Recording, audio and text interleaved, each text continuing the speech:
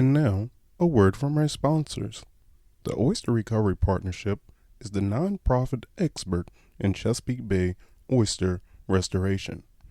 Oyster Recovery Partnership has planted more than 9 billion oysters on 3,000 acres of reef and recycled more than 250 bushels of shell. Everyone benefits from a healthy Chesapeake Bay. Poor water quality and declining habitats can be reversed. Oysters are the answer. Pescavore is packaged in a convenient, single-serving size with no refrigeration required until after opening. Pescavore is the perfect, healthy, and delicious snack for those on the go. Pescavore, tuna that travels. Hey, what's going on, good people? It's Gardner Douglas, your oyster ninja. This is part two. We're back with the FunkyFishmonger. Yesterday's conversation was so good, we had to bring it back one more time. So let's, I would say we're gonna start at where we left off, but I don't really remember. I just remember we was having good conversations. Likewise. But I know I wanted to talk more about just you starting the the market. So let's hit it. So basically, in high school, fish market opened in my neighborhood. I worked all through high school, all through college. When I graduated from college, I took a job with Johnson & Johnson, and I did that for about 2.5 years. And I think I would have rather done 2 months in county. I just didn't enjoy it. I did well at it. I just didn't see it. And then I decided in 1988 I wanted to live where my store is right now. So we're in Hunterdon County, New Jersey, very bucolic country, rolling hills. And I worked in this one fish market when I was 17 or 18 for a summer. And I knew that it was kind of falling on hard times. So I went in there and, I knew they were trying to sell it. And long story, it's a very funny story. I went in there and I gave them a price, and I asked them to please, before I handed this price, please don't tell me to go fuck myself. But he did tell me to go fuck myself, and he was very insulted. And he called me 2 months later and says, I'll take it. Now, keep in mind, I'm 23 years old. And I said, it's great. I said, the only problem is I don't have any money. And he goes, well, then he carried back a note. So in 1988, our interest was 13.5%, just to put that in perspective. So anyway, my wife and I literally took 2 credit cards, and we did it the same day. Each took out $1,500. We gave him $3,000. And basically all I wanted to buy was his equipment, his lease, and the store. He had a terrible reputation. So that was like 450 square feet. And we were there for 5 years. Then we moved to another location to 1,000 square feet. Then there was another store next to us. That store left. We picked up another 500 square feet. Then I took all of my refrigeration, put it outside on a concrete platform, picked up another 500 square feet, and we were in that first town for 23 years. And then we moved to our current location, which is about 5,000 square feet. And like I said, I had to tell you honestly, I feel very bad for young people today, especially starting a business, because with social media and Yelp and Google reviews, you have to come to the table with a fully formulated idea. Okay? If you don't, it will just punch you in the stomach, just mercifully, and what I was very fortunate in 1988, 1989, all I had was fish, cocktail sauce, tartar sauce, lemons. That's it, horseradish. And then as people begin to ask for things, our first store was just a fish store. As people began to ask for things, we would add on. Someone would say, hey, do you make crab cakes? And I would just say, of course. And then I'd find a recipe, we'd make them. And then little by little, we kept adding on. So when we moved here 13 years ago to our large location, we did change the name from Metropolitan Seafood to Metropolitan Seafood and Gourmet, with all the cheeses and pastas and confectionery. It's been phenomenal. But I've been very, very, very blessed to be able to grow with the demand of my clients. And like I said, I don't know if that's even possible today. You know what I mean? And I can't imagine someone starting. And I will say one thing, though. If you happen to be 23 years old, it's a perfect time to start a business because you're just stupid enough to realize that you can't do it. And I mean that with all sincerity. I mean, you really are. You think it. Here I worked in the fish business, so I was basically 15 years old.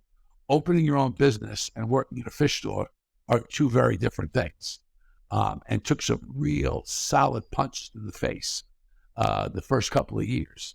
And then I just began to ask my clients, what's so long? And it didn't matter. Someone's, and my philosophy was that if someone said, can you bring sardines in from Greece? And I'll say, sure. And then they'll, what's the minimum order? I said, you can order one sardine. My philosophy was that if one person asked for it, there's people that didn't even know that was available. And little by little, we just kept adding to our repertoire. I mean, we import fish from all over the world, as well as East Coast, West Coast fish. And as we talked about in our earlier segment, 18 different varieties of oysters every day, and my guys just kind of walk people through with their likes and dislikes. Do you like Northeast? Do you like West Coast? Larger, smaller cup? It's a blast. I mean, it truly is. And like I said, I can't bring this point home enough.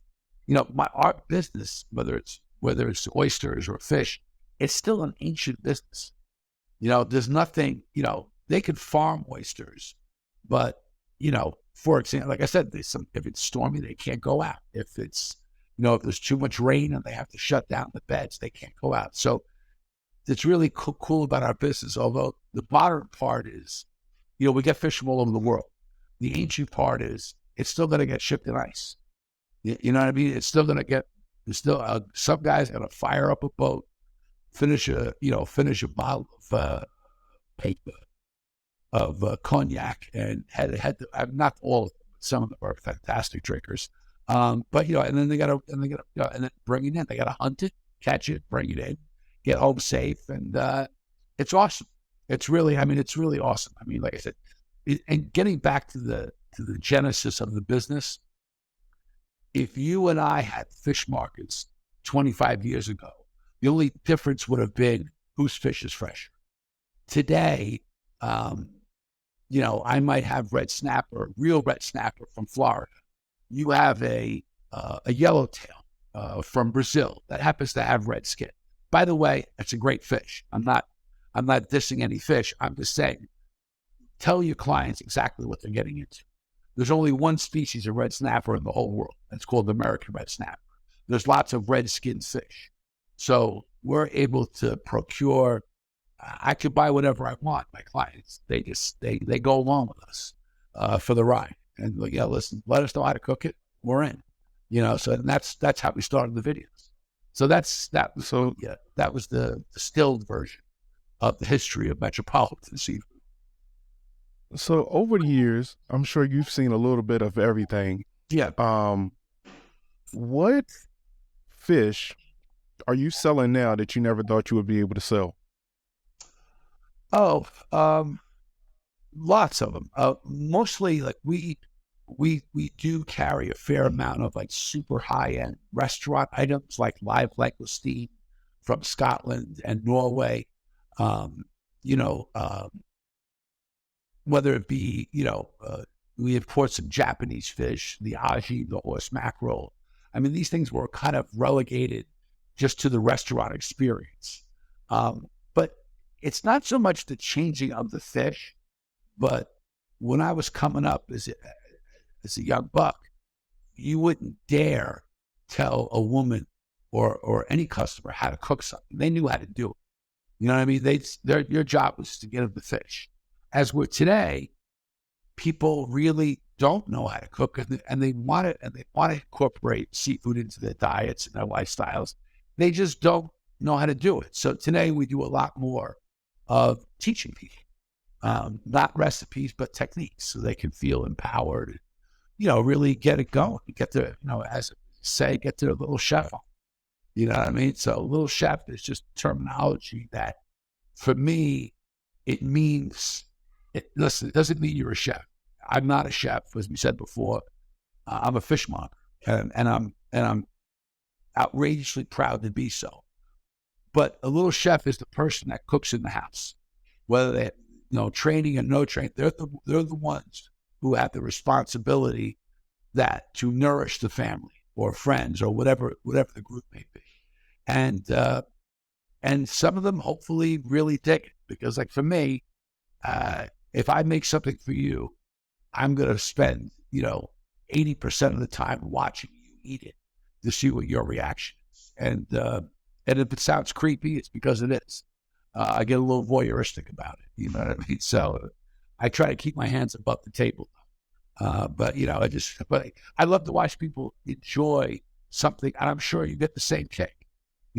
Especially if you introduce someone to an oyster, either for the first time, you know what I mean? And at my age, there's not many first times left.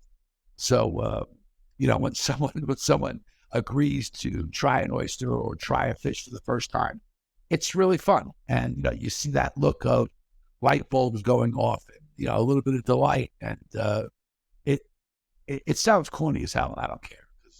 There's nothing in this life worthwhile is not corny. I don't care what it is. Corny that's my sweet spot.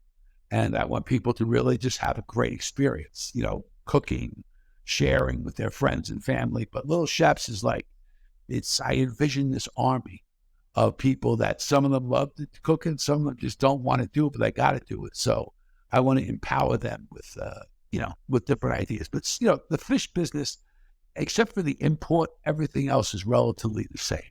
You know what I mean? Salmon is still the most consumed fin fish in the world. Right under, I think, tuna's next. And then if you're talking seafood, shrimp might be number one. But it's, that stuff is pretty basic. It's where it comes from today. And like I said, clients need to know, listen, by law, you have to let your clients know where that oyster's from. You just can't say it's out of the water. And of course you have to have tags and everything else. Same thing with fresh fish. Let them know exactly what they're getting into, and let them make the decision, So, so that hasn't changed much. But like I said, cooking knowledge has changed dramatically. You have talked about people lack of knowledge of cooking. Right. But I think one of my most common questions, I don't even think I said this, but I used to work at Jesse Taylor Seafood in D.C. Okay. The fish market there, the open air seafood market. Yeah. But I feel like a lot of people coming there really didn't know. Well, they took, of course, the FishMonger's advice. What came in fresh, what.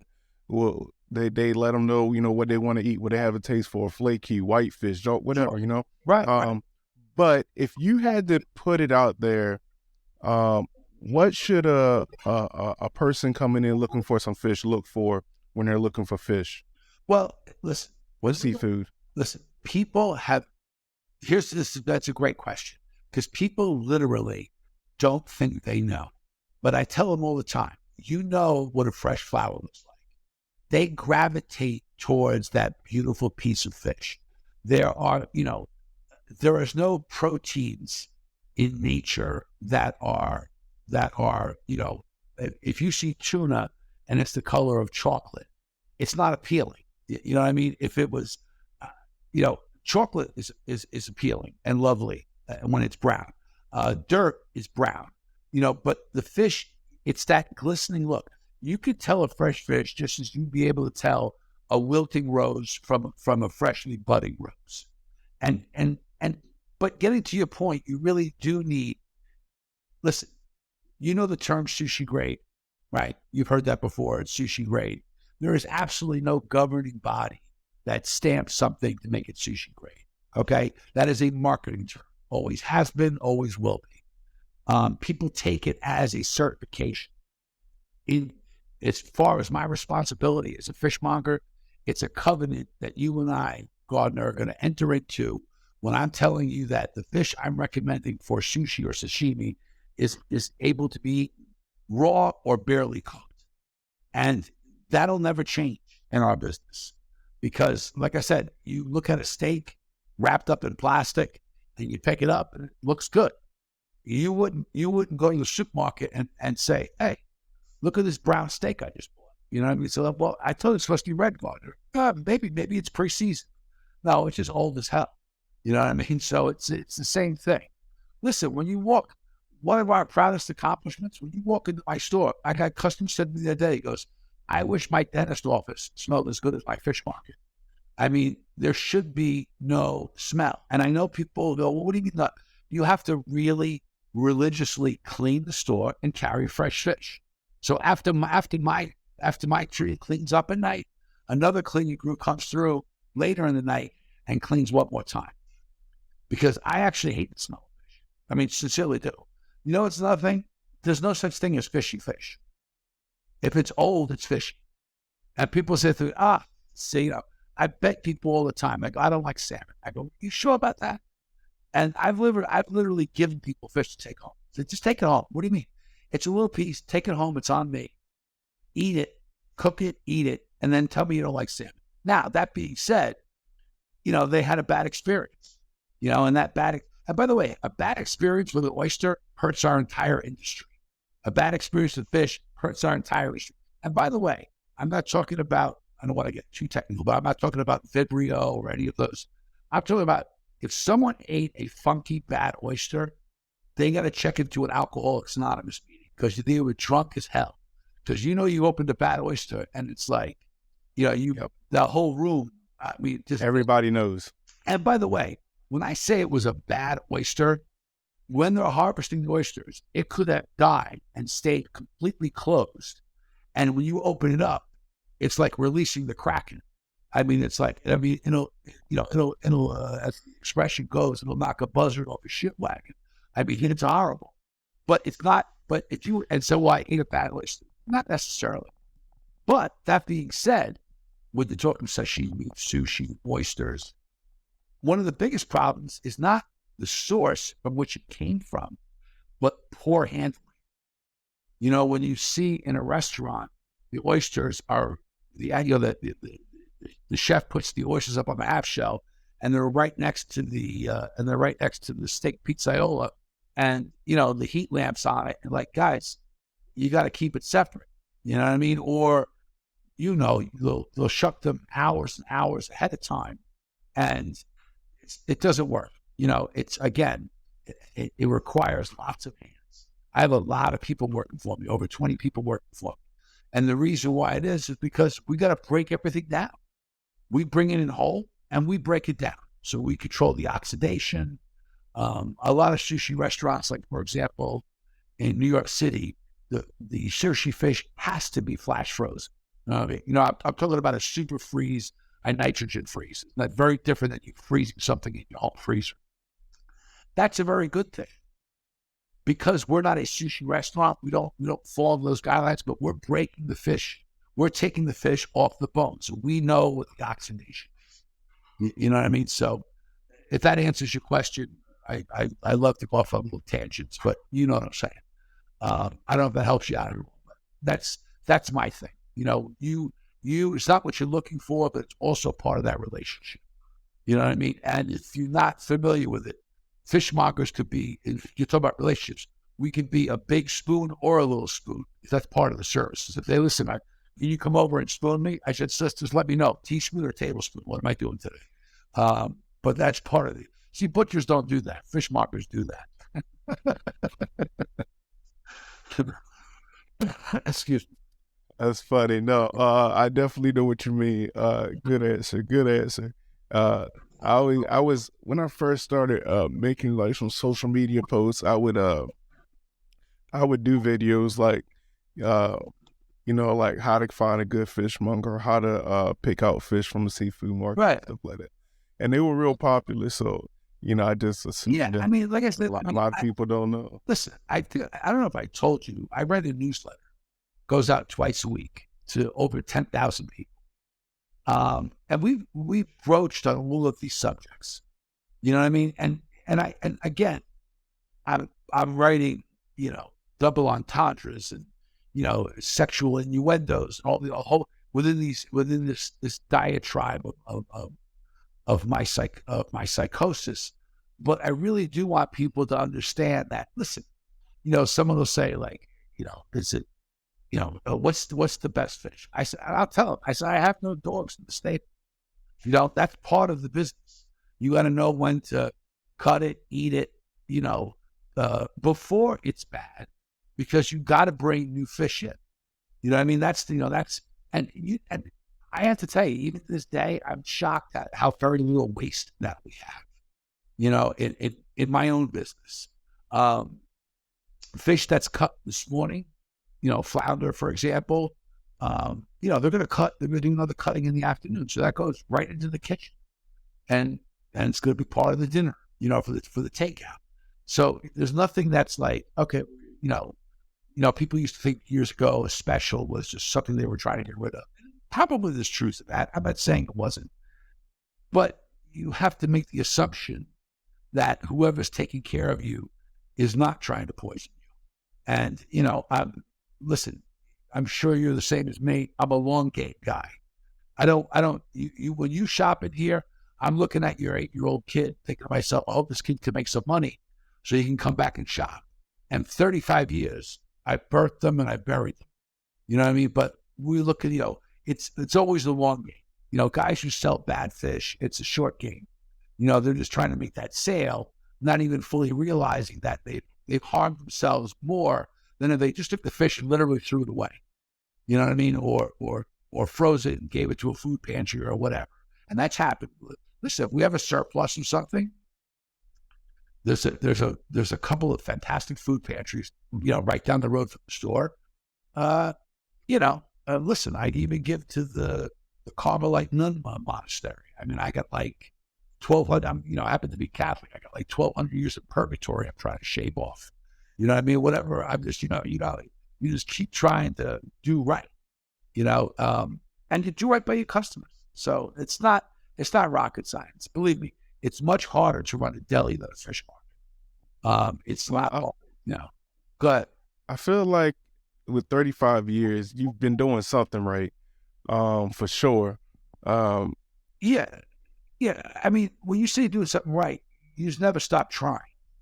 You really have to understand. This is not this.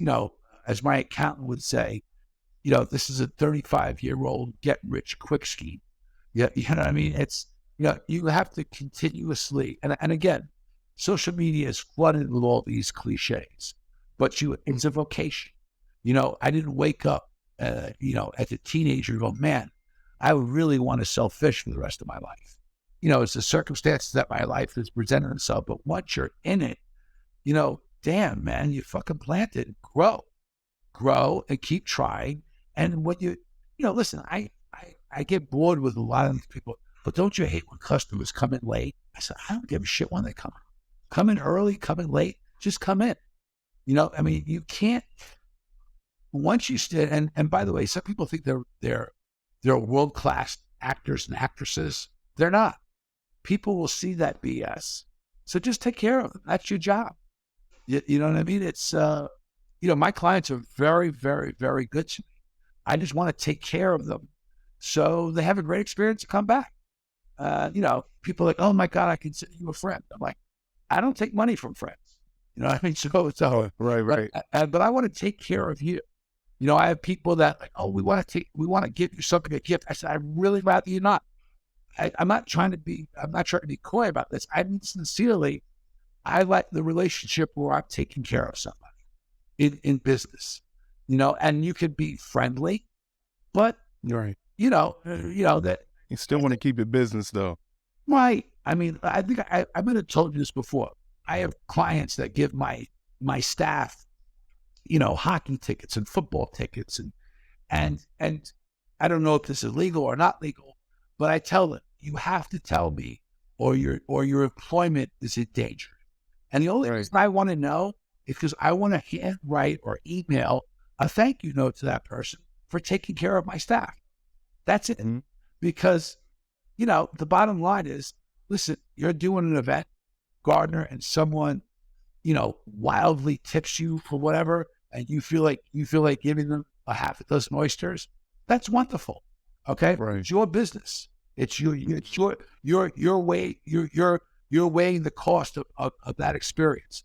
But if an employee gets something, and this sounds cynical, but I apologize. I'm just going to be straight. No, it's true. I know where you're going. But I'm saying the only thing they can give away is your product. If you had an employee, Exactly. So so I just want to make it clear to the client. And by the way, they're not looking for anything. Yeah. This person just wants to say thank you. It comes from me, and and I just wanted to say, listen, and they're appreciative just that I acknowledge their kindness. They're not looking for anything. Let's make that very clear. But as we as leads, we give it away. Yep. So when I was working at the market, Yeah. there were periods where they wouldn't allow us to take tips for that simple reason. But I learned that lesson. It was a good lesson to learn Right. Early in the game where, we appreciate your tips, but just know a tip is extra. A tip is not part of, the exchange Yeah. where it's product, involved. I'm not giving you extra product or more product or free product Right. because you're giving me this tip. Right. Because then that means now I'm stealing, actually. Right. 100%. And listen, and not to go too far down there, but I will tell you honestly, there was a long period of time when I did not want, first of all, we don't have any tip cups in the store.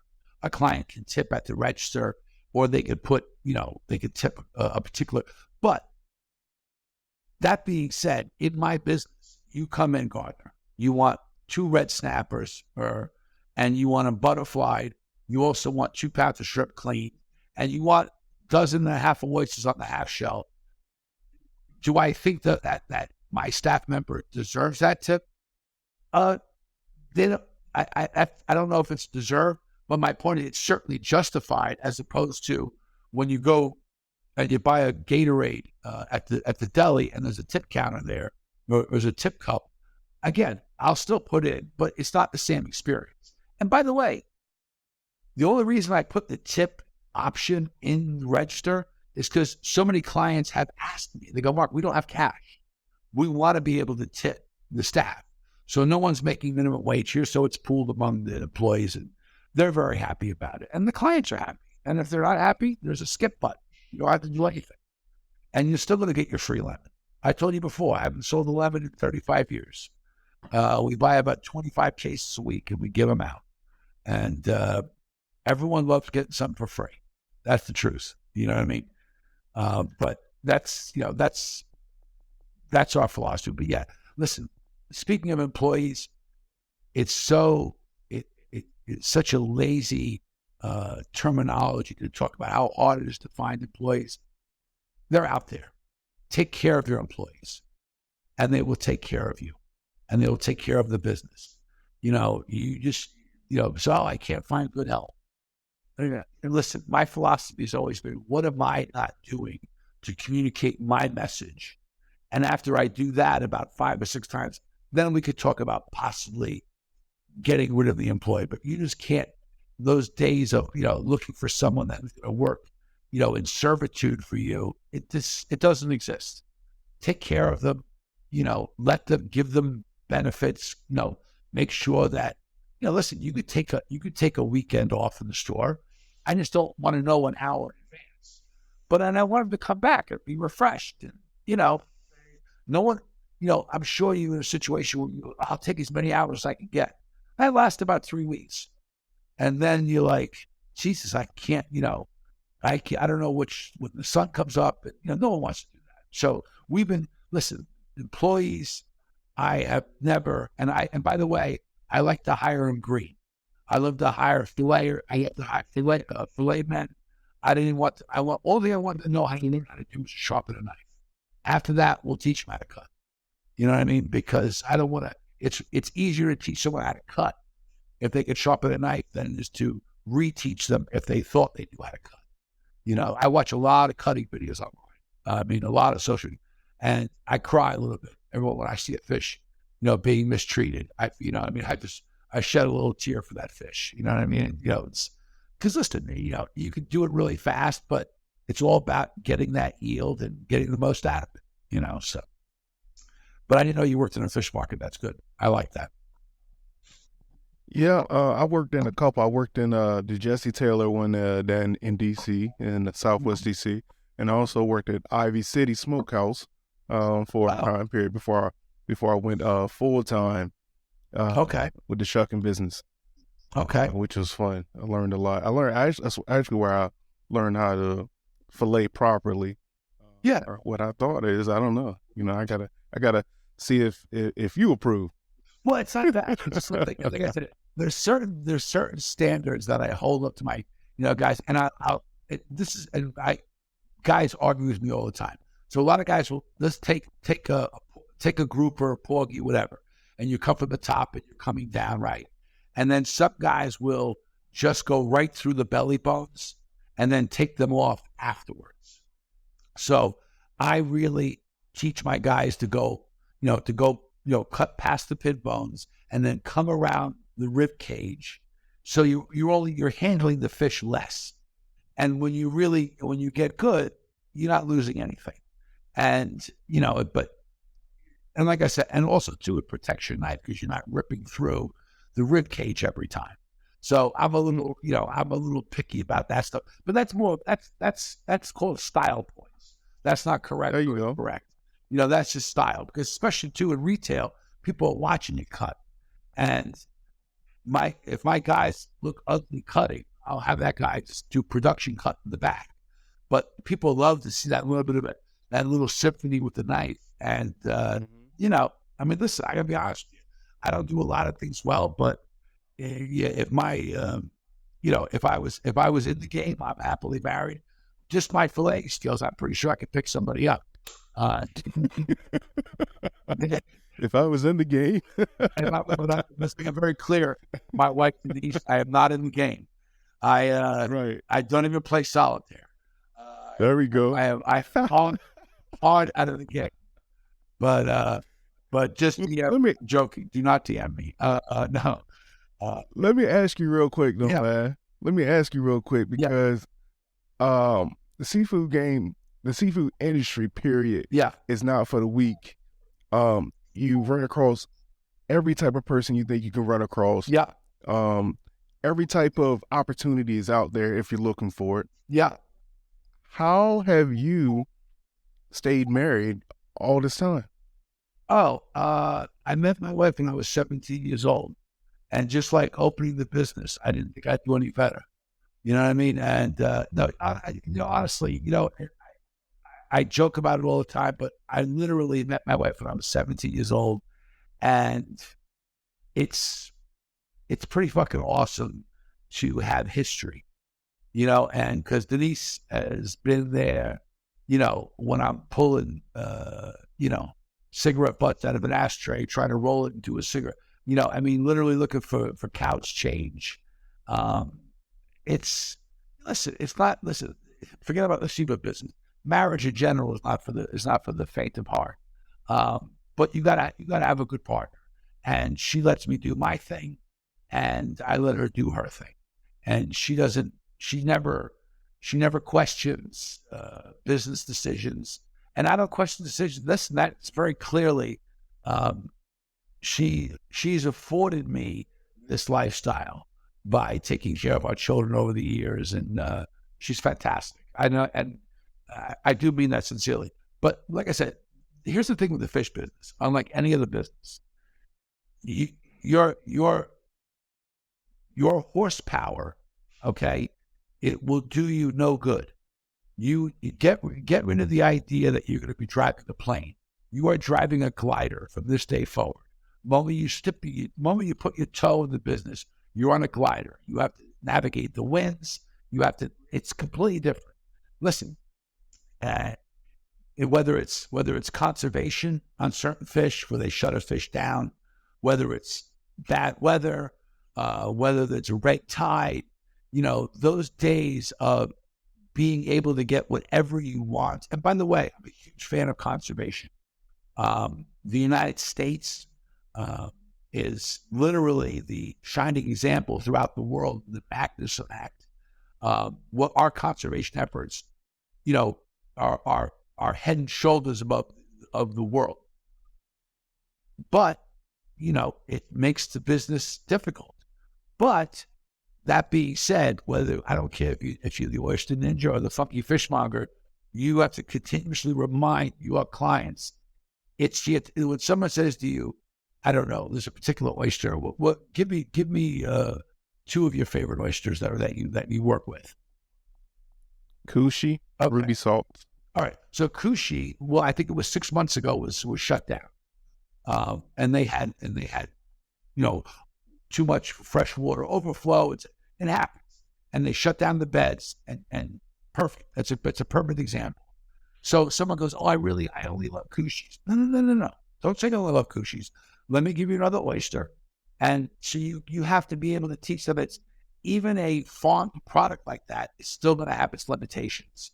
So you stepping on the gas, the motor doesn't mean shit. You navigating the next wind, the next, whether it's a storm, whether it's whatever it is. That's the fish business in a nutshell. And people, like I said, I've been doing this a long, long time. And I used to go to the market and I would get 90%, 98% of what I wanted every day. But there was also no regulations.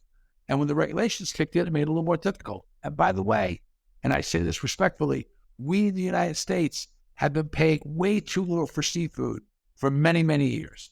The rest of the world pays a lot more for fish than, as a matter of fact, if I bring in Dover sole from Europe, it's going to probably cost just as much than if you bought it in Europe. I mean, it's a premium product. In the United States, we had the Eastern Seaboard and they used to shovel fish, literally from the nets. You literally used a shovel, okay? If you saw someone shoveling chickens, you know what I mean? You'd be, what the fuck? I mean, is this guy microdosing mushrooms? You don't know what the hell he's doing. But the fact of the matter is, you have to pay more. Now that it's a little tighter as far as conservation and limits on catches and so on and so forth. We have to pay a little more respect to the product. It's not 50 cents a pound anymore. It's not 25 cents an oyster. You know what I mean? You know what you pay for those oysters. I know what you pay for them. It's a lot. And then on top of that, you're gonna get broken. You have to take into consideration everything, all the moving parts. So that's one thing that navigating this business. It actually has helped me to, and this is gonna sound corny as hell, and I don't give a shit. It really helps me to navigate life problems because you're kind of used to shit happen. Listen, I was used to the worst. I was in the fish market on Tuesday, and I guess it was a bad battery connection, and the truck wouldn't start. And you don't panic. You just, I was there. I told them to load up the fish in the truck and so on and so forth. Next thing I know, someone comes out with jumper cables. They didn't do it. Another guy comes out, probably a larger truck did it. I got home. And that whole interlude was probably an hour and a half. But I was going to be late. I'm used to shit happening. So it was just like, I literally went to the little diner in the market, they made me an egg white sandwich with turkey and hot peppers. And, it was delicious. You know what I mean? It's like, I wasn't planning on having breakfast there, but you have to work with that. So that's, it's a little different. I'm sure every business has its obstacle, but I think the fish business has them kind of baked in, you know what I mean, to the whole thing. So, Mark, yeah, this has been so easy to talk to you, man. It was like I really didn't even. Usually, when I do episodes, I got my questions already and lined up. It's like, while you're talking, I'm like, all right, this is where I'm going to go next. And then before I can even say anything, you took it there. Oh, wow. So you really made it easy. And If you want to see me real quiet, wait till I get home. And I'm really quiet. But I'm still on the store, and listen, man, I mean this sincerely. I'm happy that younger people, such as yourself, are getting into the business, because our business is aging out. You know what I mean? People don't see the tremendous potential of this business. Like I said, and by the way, it's been real good to me. Do I have a few broken bones, scars to go along the way? Yeah, but so does everything. But man, it's been a pleasure talking to you. And honestly, I really do follow your social. And like I said, it's just, you got to just, you are doing it. And by the way, don't ever let anyone tell you you're doing it wrong or you're doing it right, because those jackasses are not doing it. Okay. So there is no wrong. There is no right. There is no, don't ever put cheese on seafood. Texas chili should never have beans. You're a jackass. Let yourself go. You might actually dig it. You know what I mean? And so someone goes, oh, you're shucking oysters wrong. Listen, come to the table with me. Come to the table garden, shuck oysters side by side. Let's see how you do. And that's how we settle. You know what I mean? But you're doing it. You are in the game. Okay. So the only thing you people like you and me in the game, the only thing we hear are spectators. Okay. But I need to hear my quarterback, and if he wants me to block left or block right. And I see how I put myself as a lineman. There's no way I see that. Yeah, I'm a little thick. I mean, listen. Oh, Mark, you're a running back now? I've seen you run, Mark. You can't shoot for shit. Anyway, a pleasure. I don't know, are we wrapping up? Yes? We're gonna wrap it up, man. Last words, or where people can find you at, and all that good stuff. Listen, metroseafood.com. It's very simple, obviously. Metropolitan Seafood on Instagram, FunkyFishmonger. We're on every platform, Facebook. Listen, I've said it before, I'll leave it in. I want legs under the table and someone eating with someone. And if we could be a part of that experience and make a spouse look at their partner with bedroom eyes because they just made them a beautiful, crispy soft-shell crab, then my job is done. Mission accomplished. That's awesome. That's and what's the address of the actual location? The store is 1320 Route 22, Lebanon, New Jersey, and that's 08833. And if you got to remember Lebanon. I'm half Lebanese, so that was the weirdest thing in the world. But it's. I was like, really? I'm like, yeah, I'm Lebanese. Why? Could you live in Lebanon? No, because my mother was Lebanese. Right. Yeah, it's good. But yeah, like I said, just metroseafood.com. Super simple. You sign up for the newsletter. If you don't see the recipes, or if you want the ingredients and you don't get the newsletter, you just email lobsterman at metroseafood.com, and we'll send you the recipes. It's our pleasure. And we're working on a cookbook. And if you're in the area, May 5th, we're having a Cinco de Mayo party. I got a brewery right next door, and we're opening a patio kitchen. We're gonna have fish tacos, chicken tacos. I'm not gonna have nachos, but I'm gonna have nacho French fries that'll blow your socks off. Sounds good. No, but sincerely, again, brother, peace. Sincerely, it was a pleasure, and thank you for having me on. So my pleasure.